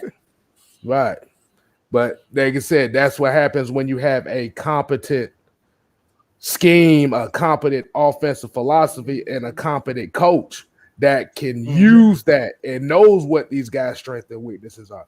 We know Javon Hawkins is not finna be running no dives. That's not gonna be his game. He'll be willing to do that, but they're gonna run him off tackle. You got Cordero. Use the players at their strengths. Cordero Patterson, he's gonna be your X factor guy. He gonna line up in the back. He might line up outside. You can run jet sweeps with him. That's his role. Quadri Olesen, he's kind of the balance of the two. Like I said, he's big, but he has some type of breakaway speed. That's your off tackle. That's your dive guy. And Mike Davis is your power guy. Yep. And hopefully Keith Smith won't be running hook routes, even though I've seen a couple clips of him going out on routes, but they were swing passes, so I can deal with that. Man, can everybody in the chat right now? There's about 100 people in here. Somebody please, everybody right now, use a hug emoji, because your boy Easton in here, boy. That dude angry than I am. Like, what he wilding, eh? God damn, boy, calm the fuck down. Yeah, you wildin'. You wildin'. It's okay though. Bro. That man ain't happy about nothing, bro. Like I said, it'll be all right. It's cool. We love you in the chat. Just keep doing what you do. Exactly. I mean, we like I said, we understand people have kind of been hurt with the Falcons' disappointments over the years and stuff like that. Now, don't think you're the only one that don't feel that. We all feel that. But at the end of the day, we can talk our shit about how poorly Falcons done in certain games, but I'm not finna just poo-poo the whole season because of last season, because we have to remember this league is a parity league. Like I said, the worst team can become the best team. We seen it last year. Only thing they did was added a quarterback. Yeah, that's one thing about the NFL. That's one thing about the NFL. A 3-13 team or a 4-12 team could turn right back around and win 13, 14 games. Right, right. And especially what we have with a new coach and a new system and a new GM, we have so much potential to flip this around. Like I said, if anybody think we're going to be another 4-12 team, or what is it, 4-13 team, if you think that's the case, then you're really not watching what's going on. Just not. Nah, because the reality is the narrative is secretly they want them to do bad. Right. Because if you keep putting that energy out there like that, you're basically telling people you hope they do bad. That's why we say, do not put that energy out there. Wait a minute. Didn't we just see the Hawks turn their season around? What were they last year? Shit, they were like 20 and fucking 50 something. Yeah, they were like 20 and 53 or something like that. They won 41 games this year. Mm-hmm. Just like that. You know? Just like that. So, I mean, and I don't want to use a basketball reference, but I mean, it happens. King 55 just said the Rams went 4-12 and went to 11-5. Right. Mm-hmm. Wait a minute. When Matt Ryan got drafted, what was the team was before then? I don't know what they were, but I know they had the number 3 overall pick and pick Matt Ryan and went 11-5 the next year. You know, so it just happened. You know, 11-5 as a rookie the year before, and you know they had the number 3 overall pick. So in 1 year things can change. So they went 4-12 that year before, and what was that 11-5 that season? Right. Mm-hmm. Exactly. Anything can happen. Like I said, you don't want it. Like I said, I'm not gonna put that energy out there. No, not at all. Not when what you see what's in front. Yeah, you want to talk about Julio and this, that, and the third, but what you see what's in front, you see what the coach is doing, you see what they're doing at OTAs, you see the demeanor of Arthur Smith. He demands your production. You see that. You see these players, these rookies coming in. You see everybody coming through that actually putting in the work at OTAs. You mean to tell me after all of this here alone, and I ain't seen them play a preseason game yet. This alone gives me 6 wins. Mm-hmm.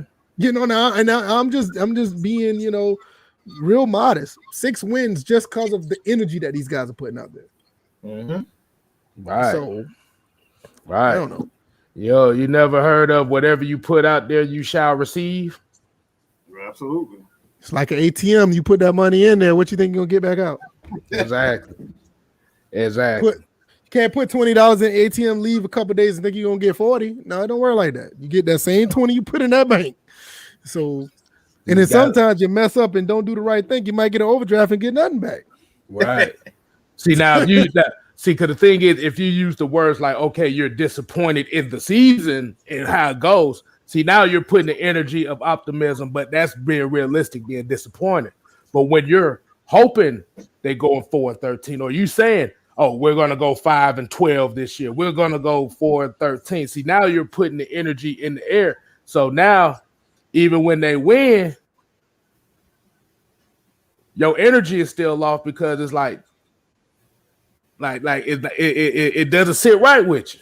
It's even worse when they lose one game. To the game. Right. They bring that same energy to the game where they don't stand up and cheer, and then anything start going wrong, they start signing and leaving.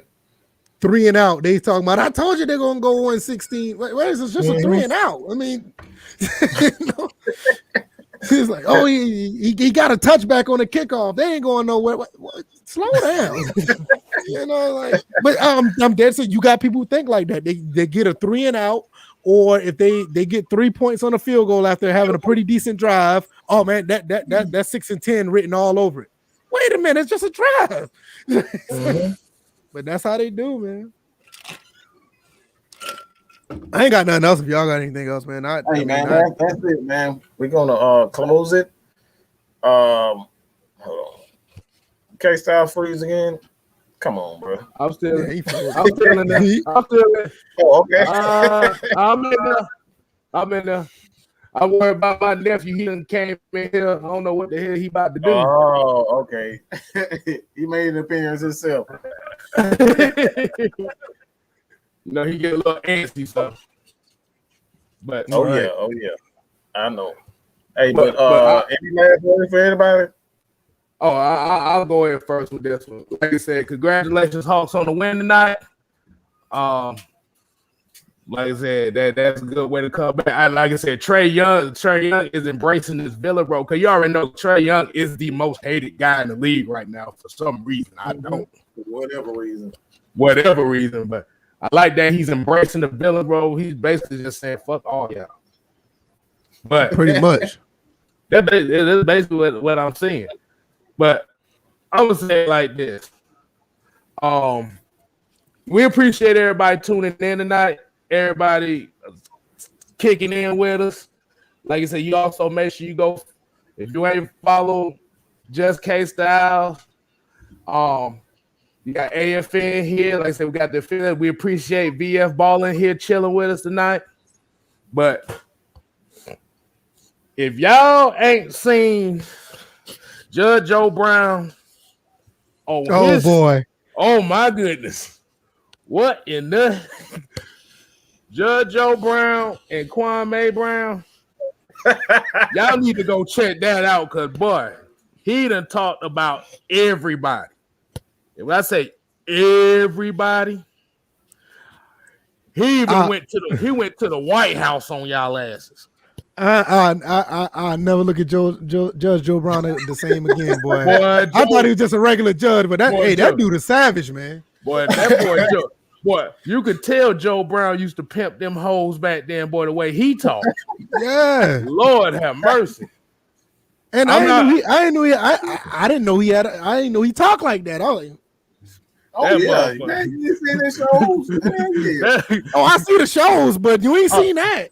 I'm gonna use one quote he said on here. He said the bros before hoes. I'm gonna give them a little preview if they haven't seen it. He said one thing on there that made me laugh. He said he said two things. I'm gonna use two things. He said all these thugs and gangbangers ain't nothing but lesbians with things. I said, what? That's the first thing I could say. And the other thing he said was the bros before hoes code was made by a bunch of guys that ain't getting none. Y'all just go watch it, man. Y'all need to go watch it, man. Y'all watch it. Cause a lot of people that voted for Joe Biden and Kamala Harris, he done exposed that shit man. too. He ain't playing no game. He ain't playing no games on none of it. But man, but that's all I'm gonna tell you on that. But like I said, we appreciate everybody tuning in. Once again, appreciate VF Baller over here for chilling with us. Everybody in the chat. I know we didn't really get to a lot of people's comments here, but like I said, I see y'all. But we definitely gonna get that better, especially for me. I need to figure out what the hell going on with this stream, y'all, because for some reason my thing don't act right. I don't know why. Showing you no love, bro. They showed me no. I told you I cussed that one dude out. I cussed that one dude out, man. My stream ain't been right since. I don't know. I don't know if he knows people that don't like us. I wonder who sent him. That's the only thing I say. Who sent him? Hey man, you got a cousin that work for your internet provider. Exactly. I'm like, what the heck? I'm like, I was about to say, y'all know y'all remember Saints Row 3. What was that damn game that used to hack in the computer? I was about to say, this one of them. Yeah. Exactly. All right, but that's all I gotta say on that, man. Mike, you want to go? Or you gonna let me go? Oh, you. Hey man, hey, I appreciate it, man. This has been a great show. Good talk, good insight, a lot of information that been put out there, a lot of things that made sense. You know, everybody ain't just not talking as like we just fanatics. We actually got some, you know, some real logic that's going on. So I love to hear that. Thank you guys for adding me as an affiliate. I'm going to just continue to push the content. If you guys want to check it out, I know the link is in the chat. Go check it out, or just type in First and Frame Rates. My channel will pop right on up, and I'll be putting more Falcons content up. And you guys check me out. Come here, boy. Come here, boy. Come here, boy. Come here. Yeah, you gonna say hello to everybody? What's up, little man? I seen him over there with he was working on that Trey Young shop back there. I saw him back there. Man, listen, if you look, hey, if you check my Twitter out, because we was in Kennesaw last weekend. You check my Twitter out, you can see him shooting a ball on a 10-foot right, making a shot at 2 years old. The light is on, son. Lights out. Lights out. Oh man, y'all better be glad baby girl sleep right now, because she'd be just the same way. Yeah. Well, I'll say this.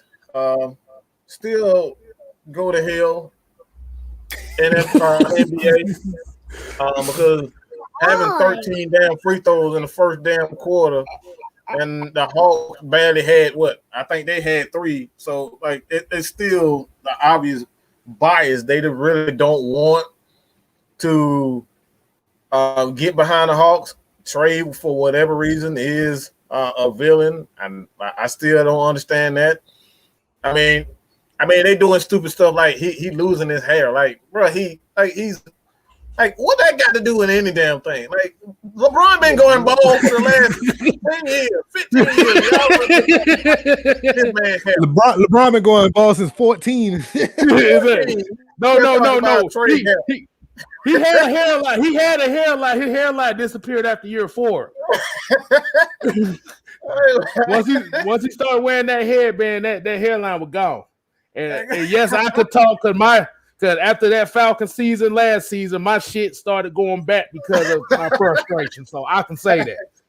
Hey, headband look like my headset. His headband been this high on his head. He's going so bald. Hey, man. That boy need to cut up 3 socks to make that headband.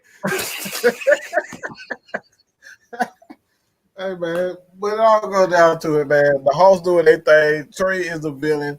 I'm loving it, but I'm gonna need your boy John Collins to get some vitamins. He need to hit up Michael Jordan. He need to do some goddamn seances. So he can talk to Kobe Bryant or something. Like, I need him to do something. Whatever he needs to do, he need to do it, because we can't have this motherfucker out here getting no points in the game. And I don't know how many points he had in this game, but like, let me look at the stats. Hopefully he had a better game, but it's like, he got to do better than this. If the Hawks are going to do anything in the future, we can't have this dude. We can't have this dude up here having no points in the game. Like, come on. Like, you're a first-round pick, and you tell me you couldn't get a single damn point in a playoff game? That right there tell me you got no heart, and you're not worth $100 million. You're not even worth $80 million if you ask me. You shouldn't be not scoring. And tonight, he had 14 points. I'll take it. I'll take that. But he need to do better. If the Hawks are going to make it to the second round or past that, John Collins is going to have to step up, because we can't rely on a rookie to do what he's supposed to be doing. So John Collins got to play better. Love what the Hawks doing. Trey is damn near unstoppable right now. Nobody knows how to defend him, because he's a true point guard at this moment, and he's scoring. So I feel bad for the league. Jeez. 21 points, 14 assists. Wow. Come on, bud. Come on. That dude is an animal, man. Yeah. Yeah. So that's all I got to say about that.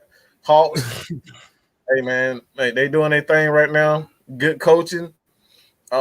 Despite what a lot of people think, that was a good move for him not to sit up here and try to overuse these guys. Just because they're 22 don't mean you got to play all 40 minutes. Just because that's what the Knicks are doing with an old Derrick Rose doesn't mean that we have to do the same thing. This is a series. It's a marathon. This is not a damn. This is not the NCAA where you got to play one and done. That's not how you do it. Right. So that's all. I'm gonna go on. It's 10 o'clock. I'm gonna go put baby to bed. And I really appreciate y'all, man. Like I said, man, y'all check out the channel. I'll be around putting in work for these guys and for the team and for Atlanta Falcon Nation, man. Love y'all, man. Y'all be easy. Yeah, all right, brother. All right, y'all. Y'all be good. All right, man. They got Derrick Rose. Goddamn, he is their offense right now. Yeah, that man about old as a mud. But like I said, man, with that being said, we're gonna kick it out. We're gonna end this thing. Hey man, good win tonight. Fuck Julio. If you know his ass don't want to be here, kiss my ass. All right. Is it? Wait. Damn, you ain't gonna do it the right way. Hell no, that's how I want to end it. If you want to be here, you can kiss my ass. What's that? Raindrop, drop top, in the hot box. Let me know your bitch. She a thought. That's what he been playing the whole off season. Hey, that's what. Hey man, look, I'm just being real, man. You don't want to be here, man. Don't try to fake it. Just go. Period. Exactly. Like I said, I appreciate what he did as a player, but if you don't want to be here, then I don't want to pretend like you like I still got love for you. I only got love for people that want to be here and they really love the fans. He took himself away from the fans and he wanted to hang out with the Migos. So from now on, you go take your ass to the Jets and you hang out with the Migos and you'll see what you're going to get from now on. If he wins, he wins, but it is what it is. Bye. And that's all we got to say about that. If you ain't, damn, what the hell is saying? You ain't got to go home. But you got to get the hell up out of here. Hey, man, my brain been scrambled all day, bro. That way. Peace.